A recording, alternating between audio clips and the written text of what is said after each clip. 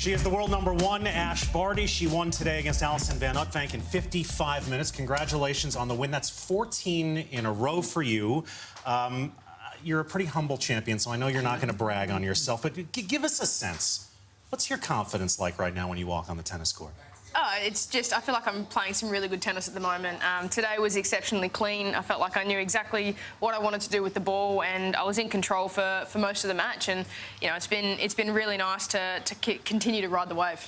Keep going with that. I mean, you were 38-5 on the year. You won on hard courts. You've won already on grass. There was a clay court tournament, I think, in Paris that I hear you won as well.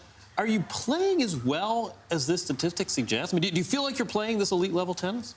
Yeah, I feel like I am. I feel like I'm more comfortable playing within myself in a way and trying to play my brand of tennis. And with that comes a consistency, and that's what we've been after most of the time over the last 2 years, is to continue to build that consistency on the bigger stage and at the bigger tournaments.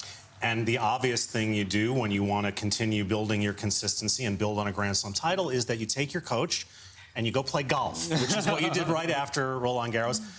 Joking, obviously, but talk about the need to keep the balance and keep it light. Yeah, not joking at all. That was really important for us to be able to go out and rest and recover, spend some quality time together off the court.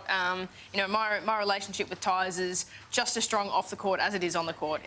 He's going to be a family member of mine forevermore, regardless of whether I'm hitting a tennis ball or not. So it's really nice to be able to share these moments with him too. There are some coaches that are former champions. Some are very good at promoting themselves. We don't know much about him, though. First off, is this just an organizing principle of yours? Just keep things humble, and also tell us who's your coach? Who is Tyes? I mean, he's such an exceptional guy. He really is. He's a humble, down-to-earth Aussie. We work really well together, and as I said, we have an incredible relationship off the court. He's exceptionally good at what he does. He knows his stuff. He's a tactician. He has a way with words, and for me, he delivers the messages in a really clear and concise way, and I understand them fully, and then it's about going out there and trying to execute. All right, being a Grand Slam champion, being #1 in the world has its privileges. Finish the sentence for us. Coming to Wimbledon as the #1 seed, the coolest thing about it is... being able to organise my practice courts a little bit easier.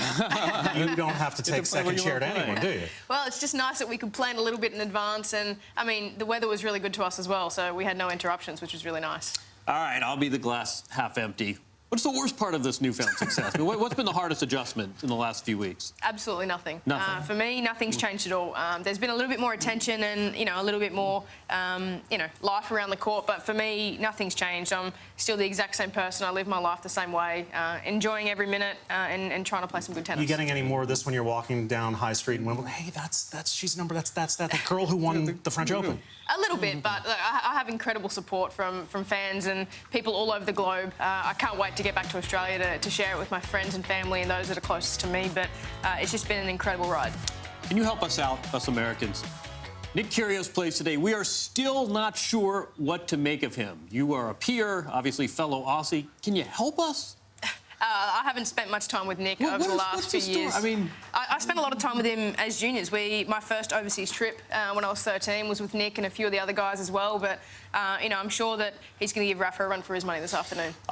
Coco Gauff has been sweeping this tournament at age 15, and on the heels of her success, the question has come up about the age eligibility rule in women's tennis. Some people believe that it needs to be repealed or changed in some way because it stifles a young player like her. Others believe that it's a guardrail against sort of the physical and emotional strains that can be put on a young player. You're a player that had success young, stepped away for a little while.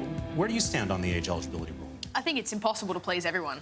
It really is, and I think everyone paves their own path and has a different journey, and some are quicker than others, some are late bloomers, but it's impossible to create a rule that's going to be perfect for everyone.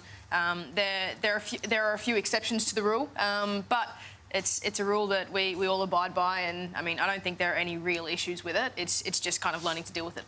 If you need a practice court at Wimbledon, line up behind Ashleigh Barty. Congrats on another efficient win. Keep it going. Beauty, thank you. Ashleigh